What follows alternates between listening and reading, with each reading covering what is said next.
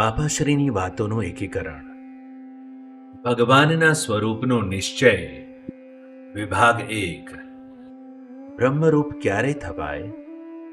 બાપાશ્રી બોલ્યા છે, પરિપક્વ ઉપાસના થાય અને શ્રીજી મહારાજની આજ્ઞામાં વર્તતા હોય એ સર્વેને દિવ્ય જાણે અને મહારાજ વિના બીજા કોઈ કાળ કર્માદિકને તથા દેવ અદેવને કરતા ન જાણે ત્યારે, જેમ કે મહાપ્રભુજી વિના બીજાને કરતા જાણે તો તે મહારાજનો દ્રોહી કહેવાય.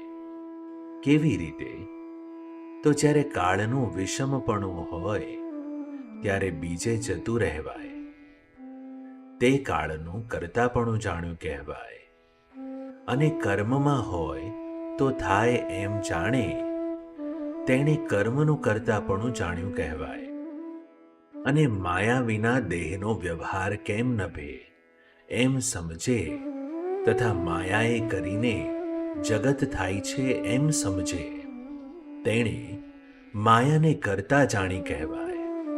અને જગત સ્વાભાવિક થયા જ કરે છે એમ સમજે તથા સ્વભાવ ન મુકાય તેણે સ્વભાવને કરતા જાણ્યું કહેવાય.